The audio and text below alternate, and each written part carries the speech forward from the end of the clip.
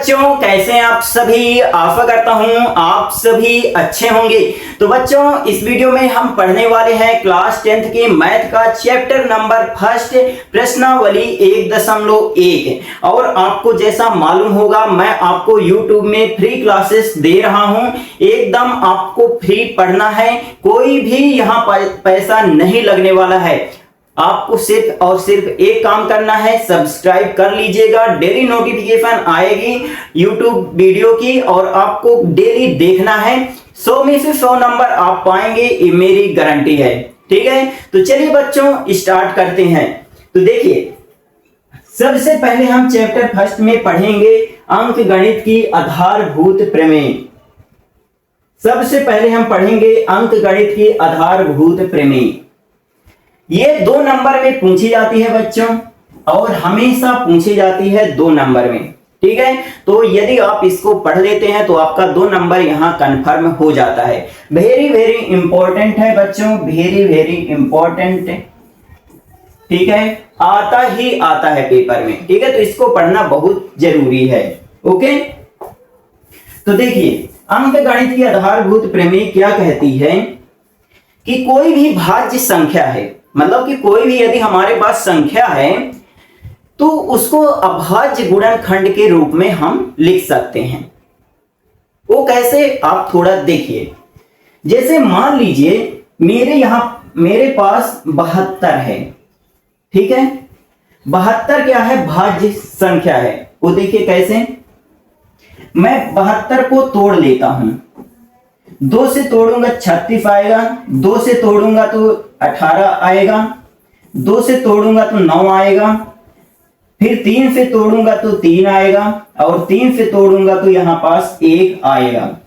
ठीक है, मतलब कि मैं 72 को जो है तो 2 गुणा 2 गुणा 3 2 गुणा 3 गुणा 3 ऐसे लिख सकता हूं कि नहीं। ठीक है, ये तो आपसे बनता होगा कि कुछ इस प्रकार जो है तो 72 को हम लिख सकते हैं। अब मैं आपसे क्या बोला कि कोई भी भाज्य संख्या है, प्रत्येक भाज्य संख्या को अभाज्य संख्या के एक गुणनफल के रूप में व्यक्त किया जा सकता है या लिखा जा सकता है। आप नोट करते जाइएगा मैं जो बोल रहा हूं। प्रत्येक भाज्य संख्या को अभाज्य संख्या के गुणनफल के रूप में लिखा जा सकता है। ठीक है, तो देखिए, मैं यहां पास थोड़ा आपको समझाना चाहूंगा कि भाज्य संख्या या अभाज्य संख्या है क्या। ठीक है, जिसको भी नहीं मालूम थोड़ा यहां पास क्लियर कर लीजिएगा। अभाज्य संख्या वो संख्याएं होती हैं जो खुद से कट जाएं, या तो 1 से कट जाएं। ठीक है, तो देखिए 2 जो है तो खुद से कटेगी और 1 से कटेगी, इसके अलावा किसी से। 3 जो है तो खुद से कटेगी और 1 से कटेगी। ठीक है, मतलब कि जो खुद से कट जाए और 1 से कट जाए वो क्या है, अभाज्य संख्या है। तो देखिए, ये अभाज्य संख्या यहां मैं लिख दिया हूं।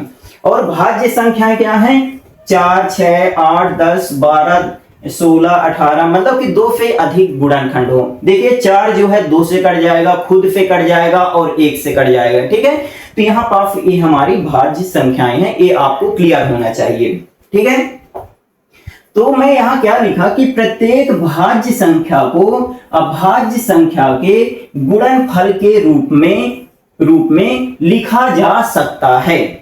ठीक है, मतलब कि 72 को जो है तो मैं तोड़ा तो कुछ इस प्रकार तोड़ दिया। ठीक है, और इस प्रकार मैं लिखा। अब आप यहां देखेंगे कि ये जो 2 है तो ये हमारा क्या है, अभाज्य संख्या है। 3 हमारा क्या है, अभाज्य संख्या है। मतलब कि प्रत्येक भाज्य संख्या को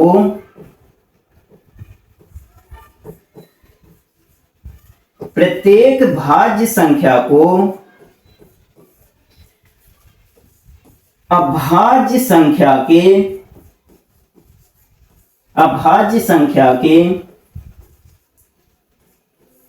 गुणनफल के रूप में लिखा जा सकता है।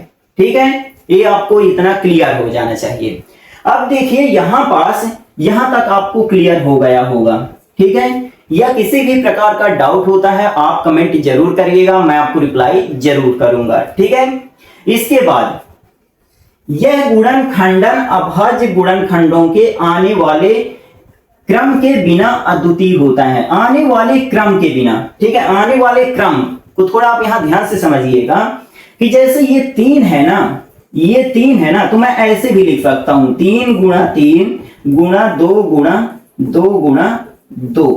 मतलब कि मुझे ये क्रम ध्यान में नहीं रखना है, ठीक है, मुझे ये क्रम जो है ध्यान में नहीं रखना है। चाहे आप 2 वाला बाद में लिख दीजिए, 3 वाला पहले लिख दीजिए, तो ये मुझे ध्यान में नहीं रखना है। जैसे आपका मन करे वैसे आप लिख सकते हैं, ठीक है, जैसा आपका मन करे वैसा आप लिख सकते हैं, ठीक है। के बिना अद्वितीय होता है, जैसे देखिए अद्वितीय होता है, इसका मतलब क्या होता है कि 72 जो है, तो 72 का जो गुणनखंड है ना, ये जो गुणनखंड है ना, केवल इसी प्रकार होता है, ठीक है, सिर्फ 2 और 3 में होगा, ठीक है, और किसी भी प्रकार से नहीं लिखा जा सकता, ठीक है, इसका मतलब ये है।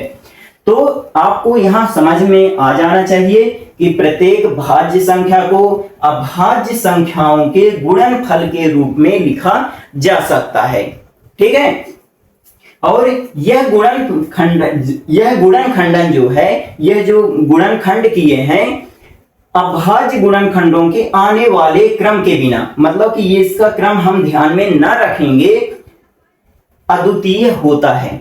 अद्वितीय होता है मतलब कि इसका कहने का मतलब ये है कि इसके अलावा आप किसी भी प्रकार से नहीं लिख सकते हैं, ठीक है, बात हुई क्लियर। यदि किसी भी प्रकार का डाउट होता है तो आप कमेंट में जरूर लिखिएगा, मैं आपको रिप्लाई जरूर करूंगा, ठीक है। यहां तक आपको क्लियर हो जाना चाहिए। तो ये आपको परिभाषा याद करना है, ये आपको परिभाषा याद करना है, और ये आप एग्जाम्पल दे दीजिएगा, ठीक है। यहां आप एक उदाहरण लिख दीजिएगा, ठीक है, यहां पास आप उदाहरण में लिख दीजिएगा, ये उदाहरण में आप लिख दीजिएगा कुछ इस प्रकार, ठीक है। तो ये मान लो कि ये 1 नंबर परिभाषा में दे दिया और 1 नंबर जो है तो आपको उदाहरण में दे देगा, ठीक है। तो यहां पास आपका 2 नंबर जो है तो कंप्लीट हो गया, ठीक है। तो मैं आपको बहुत अच्छे से पढ़ाऊंगा, आप वीडियो को लास्ट तक देखा करिएगा। तो बच्चों आप पूछेंगे कि ये जो है अंक गणित के आधारभूत प्रमेय हम पढ़ ही क्यों रहे हैं, तो सिंपल सा मैं आपको जवाब यहां देना चाहूंगा। एलसीएम एचसीएफ ये सब निकालने के लिए इसका यूज होता है, ठीक है, ओके। चलिए आगे चलते हैं। बाद आता है बच्चों प्रश्नावली 1.1। 1.1 में पहला जो प्रश्न है, निम्नलिखित संख्याओं को अभाज्य गुणनखंडों के गुणनफल के रूप में व्यक्त करना है, ठीक है, मतलब इसको तोड़ना है, ठीक है। कैसे तोड़ना है वो देखिए। 140 लिखा है, ठीक है, क्या लिखा है 140। तो अब देखिए 140 को जो है तो अभाज्य गुणनखंड के गुणनफल के रूप में कैसे लिखना है वो देखिए। 140 हम लिख लेते हैं,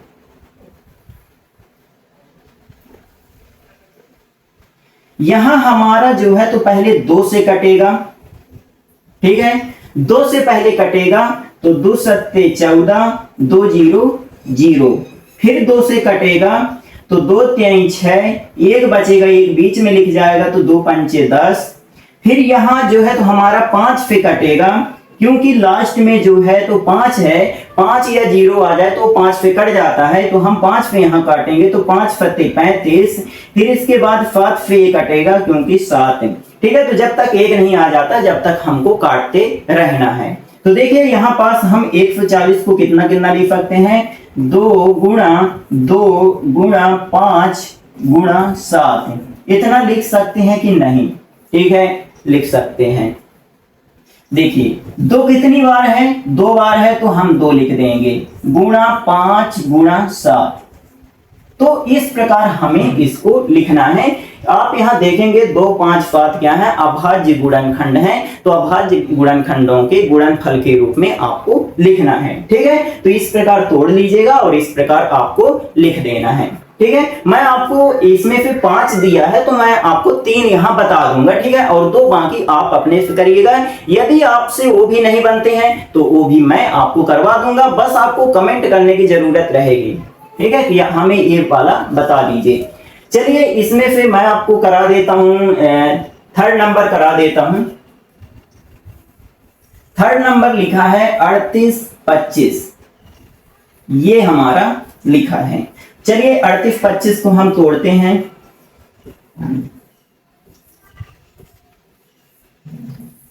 तो 38 25 को तो पहले देखिए 5 है तो हम 5 पे ही तोड़ लेते हैं, क्योंकि 0 और 5 अगर लास्ट में आ जाए तो नंबर 5 पे कट जाता है। ठीक है, तो 5 में हम काटते हैं। तो 5 फत्ते 35, 35 2 अंक हम यहाँ लिए हैं, तो 5 फत्ते 35, 3 बचेगा, 3 इसके बगल से लिख जाएगा यहाँ पास, तो 32 बन जाएगा। तो 32 5 6 30, फिर 2 बचेगा, 2 यहाँ पास लिख जाएगा, यहाँ पास भी 25 बन जाएगा, तो 5 25। ठीक है, फिर 5 आ गया लास्ट में, तो फिर 5 पे एक बार काट लेते हैं। तो 5 पे अगर हम काटेंगे तो 7, तो 5 एकम 5, 2 बचेगा, 5 25, 5 3 15। ठीक है, फिर यहाँ 3 आ गया, 3 से काट लेते हैं इसको, 3 5 15, 3 एकम 3। ठीक है, फिर इसको ये 51 जो है तो 3 से कट जाएगा अभी हमारा, तो 17 3 51, फिर एक बार हम इसको 17 से काट लेंगे। ठीक है, तो इस प्रकार हम इसको काट लेंगे। ठीक है, तो अब देखिए 38 25 को हम कैसे लिख सकते हैं। 2 बार 5 आया है, ठीक है, 2 बार हम 5 लिख दिए। इसके बाद 2 बार 3 आया है, तो 2 बार 3 लिख दिए। इसके बाद एक बार 17 आया है, तो एक बार हम 17 यहां लिख दिए। ठीक है, तो इतना हम लिख दिए। इसके बाद इसको हम अभी और लिख सकते हैं कुछ इस तरीके से।